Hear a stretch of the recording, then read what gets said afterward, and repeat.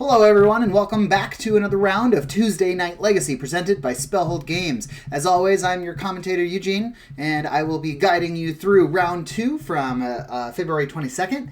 On the left we have Mason piloting 60 card mono white DnT, and on the right we have another 4 color list. This is more of a control based list piloted by Fred. Let's get right into it. Mason on the play here, starting with a Caracas into Mother of Runes. Mother of Runes, of course, being able to tap and provide protection to any one target creature you control from any color until the end of turn. Always good to have protection from removal. We see a Rishadan Port come down, tapping down Fred's Volcanic Island. This is immediately...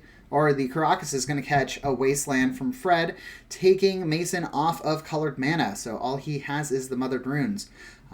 He isn't attacking with Mother of Runes, though, as that would bring the shields down to the Mother. Having a Mother of Runes online and able to give protection at any given time is super important for DnT decks. It's one of the ways to kind of protect your board. As we see here, just a bunch of Wastelands back and forth, destroying another Caracas. Fred is going to land a Sylvan Library. This is going to shore up his draws quite a bit. He gets to check the top 3 cards of his library, put them back in any order, and then draw one. And if he really wants to draw another one, he can pay 4 life for up to 2 other cards. So we see a Life from the Loam getting cast on Fred's side. That's a Giver of Runes, which I believe is about to come down. Yes, it is. On Mason's side, Giver of Runes. Another target creature can get protection from any color or colorless. Kind of a huge caveat difference from Mother of Runes. So it can protect against things like artifact creatures and colorless Eldrazi creatures. We see Fred using Life from the Loam here to pull back land cards from his graveyard, including Wasteland, again and again, just blowing up all of these non-basics that Mason has. The Iganjo Castle, his next only colored mana source, getting blown up there. All he's got left is the one Rishadan Port. Life from the Loam with Sylvan Library is actually a huge deal because he gets to choose to loam and dredge 3 cards off the top of the library into the grave to start, and then he can check the other 2 cards and basically scry 2, even though he used his draw for the loam trigger. So we saw a bunch of wastelanding and loaming there. From Fred, he took out the, what was that, a Prismatic Ending I think we just saw.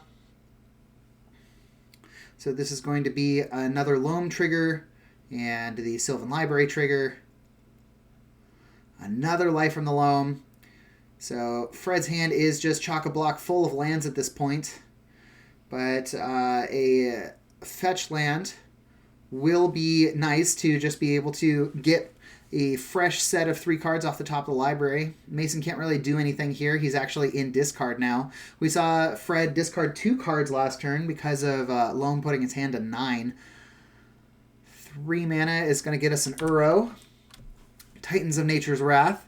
Getting triggers to gain 3 life, draw a card, and get an extra land into play.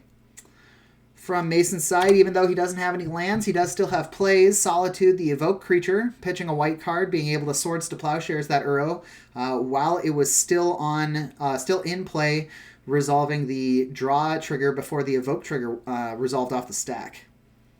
So...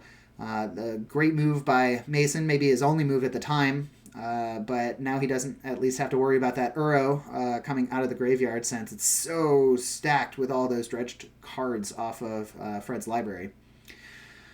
We finally see a basic Plains down from Mason. Can't get Wastelanded. And Fred kind of spinning his wheels here. He's clearly in control of the game, but doesn't have a win condition yet.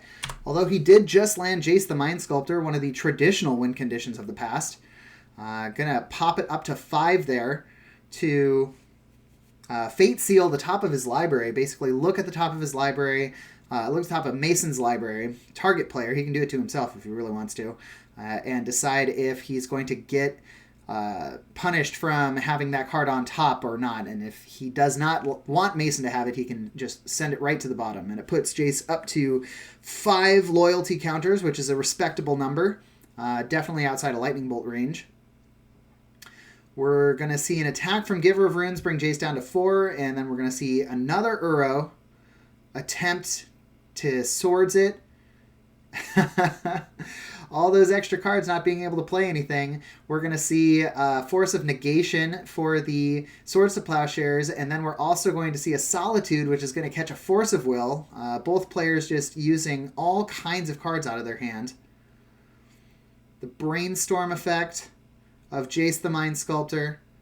Uro is going to stick in play. It's going to catch a third exile effect from this Swords to Plowshares, which is going to resolve finally. A Aether Vial down, which is going to eventually, if nothing continues to happen here, going to provide a way for Mason to get things into play, although we are seeing a Monastery Mentor, and unchecked and not able to answer, Monastery Mentor does kind of just take away the game. So Mason scooped it up, decided that that wasn't the time to fight over it, and goes into game 2. So for game 2, we're down to, we see a Relic of Progenitus come down, able to take out the Grave, but it does catch a Prismatic Ending almost immediately. A Sylvan Library coming down, and then the sweet, sweet Sanctum Prelate. So this card is cast and does resolve, and so now non-creature spells of all players cannot be cast if they cost 1. So this is going to take out everything like Ponder, Preordain, Brainstorm, probably the most important one. It does stop Prismatic Ending on 1, but technically he can just cast, Fred can just pay 1 more into it and catch anything that's a 1 or less. We see a Skyclave come down to exile the Sylvan Library, so it is gone for good. Even if he kills the Skyclave Apparition, he will get a 2/2 illusion for his troubles. And then we see an attack from the Sanctum Prelate go into Izzet Staticaster. This is definitely a sideboard choice. Flash 0/3 haste. Can tap to deal 1 damage to target creature and each other creature with the same name as that creature. I guess the thought was that there's a lot of X1s in the DnT list, and having that Staticaster online as a combat trick is a good idea. But we do see a big boy coming down here, the Mirren Crusader, 2/2 protection from black and green, double strike. Although it can be removed by pretty much anything Fred has, having a double strike 2/2 is a huge deal. Not really wanting to trade with the Monastery Mentor. It doesn't even trade with Monastery Mentor. It just kills anything on Fred's side. So he does take that damage directly. We see a Recruiter into Stoneforge Mystic here. Stoneforge Mystic, of course, grabbing any equipment out of the DnT list. This one is Umezawa's Jite, which I believe Mason is thinking to equip onto that Mirren Crusader, because Jite gets triggers every time combat damage is dealt, which on a double strike creature will be twice during combat. So that'll be 4 counters onto a Jite. Kind of a brutal control card at this point. Just tick down 2, kill that Mentor, no problem. And Fred says, yeah, there's no way I'm beating that. Gonna scoop it up. So here we are in game 3. Starting with a turn 1 Mother of Runes. Fred not super scared of this card. Because, well, he decided to get rid of it with a Swords to Plowshares anyways. It does kind of disrupt a lot of the removal aspect of Fred's control list. We see a Stoneforge Mystic coming down on Mason's side. He was almost happy to see that Stoneforge, or the Mother of Runes, get the Swords to Plowshares, because it takes another piece of removal out of Fred's hand to not be able to deal with this Stoneforge Mystic. So Fred has exactly 1 turn to deal with this Stoneforge Mystic before Kaldra comes down and starts the beats. Although Prismatic Ending is an excellent answer to Kaldra Complete, as you can exile the Germ, which has CMC value of 0, so you just pay 1 white mana and off it goes. And then you just have a pretty 7/7 artifact sitting on the field. A Wasteland coming down from Fred's side, pass. Does not blow up the Rishadan Port. Probably a good move, as there was already another land in hand. Kaldra getting in for 5, bringing Fred down to 14. Going to pay that 1 blue mana, get the Brainstorm now that there's no Sanctum Prelate in play. Has to think about it for a second. Brainstorms are difficult to resolve. That's kind of why I stay away from blue. Also, it's expensive. Playing blue in Legacy is very expensive.